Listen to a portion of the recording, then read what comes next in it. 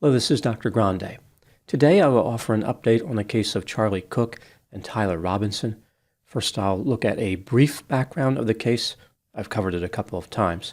Move to an updated timeline of the crime, then offer my updated analysis.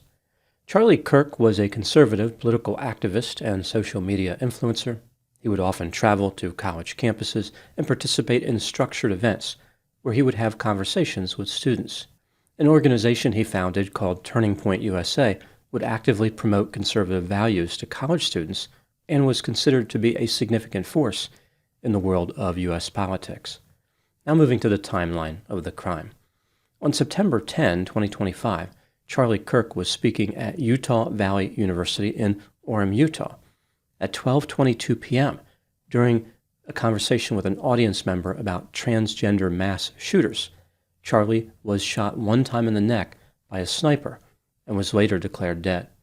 According to the authorities, the bullet that killed him was fired by a 22-year-old man named Tyler James Robinson, who was positioned on a roof 425 feet away. Tyler had entered the campus at 11:51 a.m.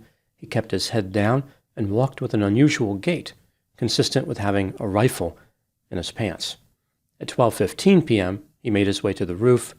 After shooting Charlie 7 minutes later, Tyler fled and managed to escape from the campus. The police recovered the rifle that he allegedly used in the murder. There were inscriptions on the ammunition consistent with anti-fascist ideology. There was also an inscription of a meme often used to troll members of the furry and transgender communities. Tyler lived in an apartment in St. George, Utah, with a male lover named Lance Twiggs. Lance was transgender and appeared to be in the process of transitioning at the time of the assassination, but it's not clear what stage he was in. Pictures have surfaced of Lance wearing gear consistent with the furry subculture, which has led some people to believe that he was a furry. A furry is an individual who identifies as an animal with human-like traits or who has an intense interest in this philosophy. Some furries wear animal costumes known as fursuits, and for a portion of the community, sexual activity can be a part of their furry adventure. According to the authorities, after the murder, Tyler exchanged messages with his transgender lover, Lance. Tyler wrote, "Drop what you are doing. Look under my keyboard." Lance indicated that under the keyboard he found the note which read, "I had the opportunity to take out Charlie Kirk, and I'm going to take it." After reading this note, Lance wrote, "What? You're joking, right?" Tyler responded, "I am still okay, my love, but am stuck in Orem for a little while longer yet. Shouldn't be long before I can come home, but I gotta grab my rifle still. To be honest, I had hoped to keep the secret till I die of old age. I'm sorry to involve you." Lance wrote, "You weren't the one who did it, right?" Tyler responded, "I am. I'm sorry." Lance said, "I thought they caught the person." Tyler replied, "No, they grabbed some crazy old dude, then interrogated someone in similar clothing." He then mentioned how he planned to grab his rifle from his drop point, but there was one vehicle lingering. When Lance inquired as to Tyler's motive, Tyler said, "I had enough of his hatred. Some hate can't be negotiated out." Tyler then indicated that if he was able to grab his rifle, he will have left behind no evidence. He had not seen anything about the rifle being found. Lance asked, "How long have you been planning this?" Tyler said, "A bit over a week, I believe." He then continued to talk about getting his rifle. There was a squad car parked near it. He wished he had circled back and grabbed it as soon as he reached his vehicle. He was worried what his father would do if he didn't bring back his grandfather's rifle. Tyler was also worried about leaving prints on it. He talked about how he had engraved the ammunition with the meme "Notices bulges" and might have a stroke if he sees it on Fox News. Tyler directed Lance to delete this exchange. In the next series of messages, Tyler talked about how his father was requesting photographs of the rifle. He said since Trump was elected, his father has been pretty diehard MAGA. Tyler indicated he was going to turn himself in willingly. One of his neighbors was a sheriff's deputy. His final message read, "You are all I worry about, love. I'm much more worried about you. Don't talk to the media, please. Don't take any interviews or make any comments. If any police ask you questions, ask for a lawyer and stay silent. That was the end of the chat conversation. The authorities said that Lance had nothing to do with Charlie Kirk's assassination and is cooperating fully with the investigation. They also revealed the events that led up to Tyler's capture. On September 11, 2025, the day after the shooting, Tyler's mother saw a photograph of the shooter in the news. She believed it looked a lot like her son Tyler and called Tyler to ask where he was. He said he was at home sick and that he had also been homesick on September 10. This assertion did not change the level of concern possessed by Tyler's mother. She told Tyler's father that the suspected assassin looked like Tyler. Tyler's father agreed with her appraisal. The similarity between the photograph and Tyler wasn't the only clue that he may have been the assassin. Tyler's father believed that the rifle found by the police looked a lot like a rifle that was given to his son as a gift. Tyler's father contacted Tyler and asked him to send a photograph of the rifle, but Tyler did not respond. This is something Tyler mentioned when exchanging messages with his lover, Lance. When Tyler's father spoke to him on the phone, Tyler implied that he would bring an end to his own life. His parents were able to convince him to meet them at their home, where the discussion continued. Tyler implied that he was the assassin and said he could not go to jail. When asked why he committed the murder, Tyler said there was too much evil and Charlie Kirk spread too much hate. Tyler's parents convinced him to speak with a family friend who is a retired deputy sheriff. The friend and Tyler's parents persuaded Tyler to surrender, and Tyler was arrested that night. 5 days later, on September 16, 2025, Tyler Robinson was charged with aggravated murder, discharge of a firearm causing serious bodily injury, 2 counts of obstruction of justice, 2 counts of tampering with evidence, and violent offense committed in the presence of a child. Prosecutors have filed a notice of intent to seek the death penalty for the aggravated murder charge.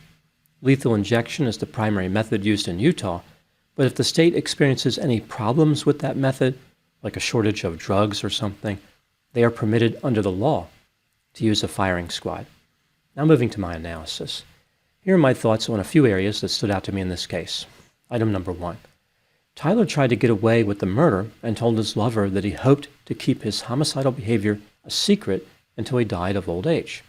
At the same time, he left a note under his keyboard for his lover to find, accepting responsibility for the assassination, and sent incriminating messages to his lover.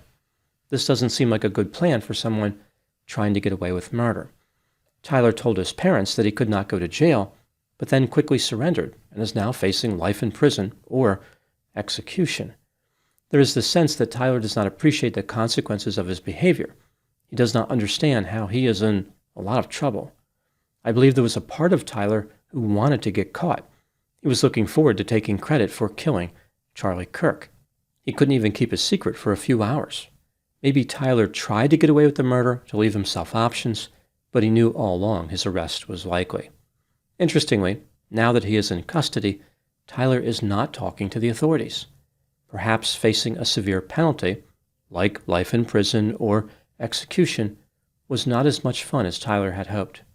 This brings me to item number 2. As I mentioned, Tyler Robinson could be executed by a firing squad. The state of Utah is no stranger to this method. The notorious killer Ronnie Lee Gardner was killed by a firing squad in Utah. He had actually fought to die from this method, claiming it would honor his Mormon heritage.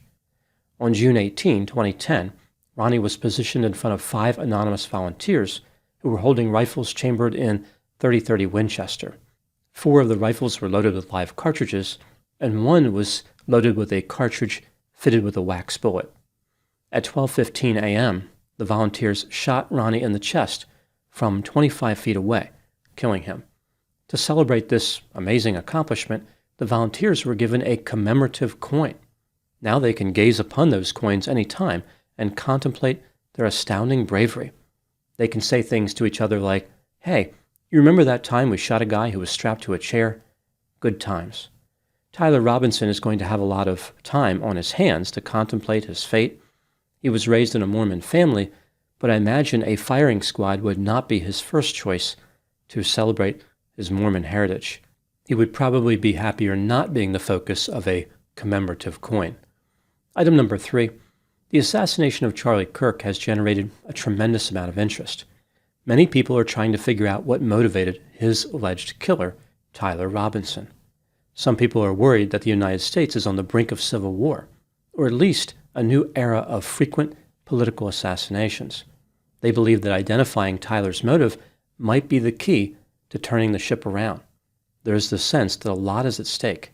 At first, the ATF thought the inscriptions Tyler made in the ammunition revealed his support for both transgender and anti-fascist ideologies. Later, when the inscriptions were released, the anti-fascist component seemed clear, but not the transgender component. Furthermore, the inscriptions were associated with video gaming culture.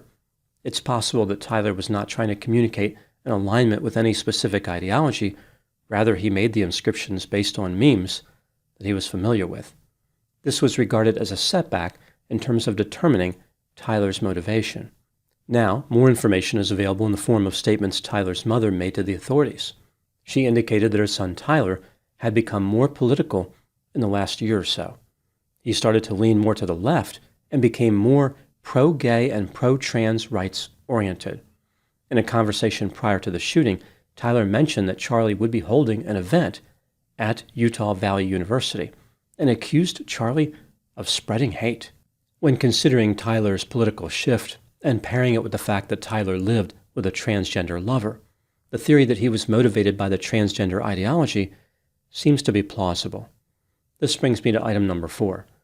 With the information currently available, how would I conceptualize this case? This is just a theory, my opinion.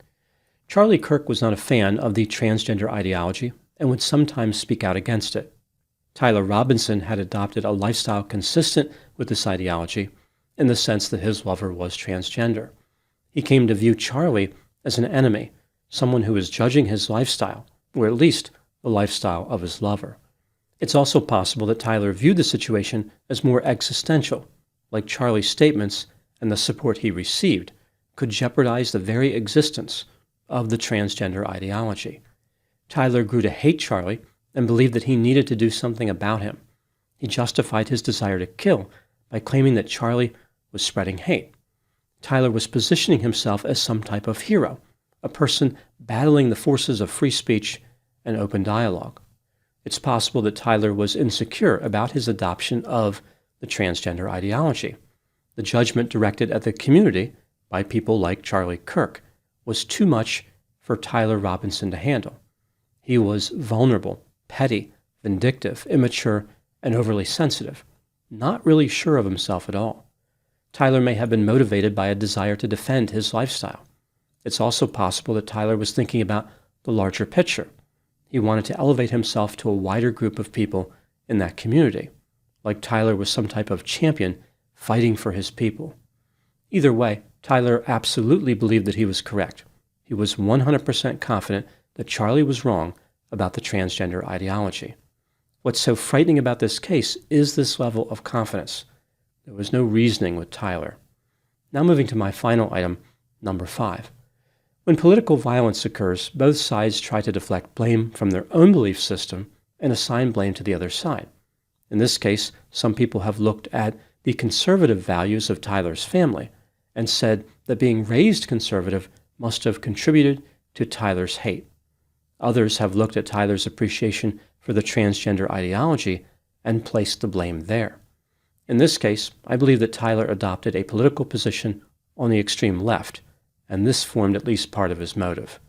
It's worth noting, however, that Tyler was not a sophisticated individual. He was not important or significant in any way. He was just a young man who became confused and full of hatred. Why would anyone assume that this man was wise or otherwise had something amazing to contribute to the rest of society? His motive doesn't necessarily communicate a wider message about any of the ideologies that he embraced.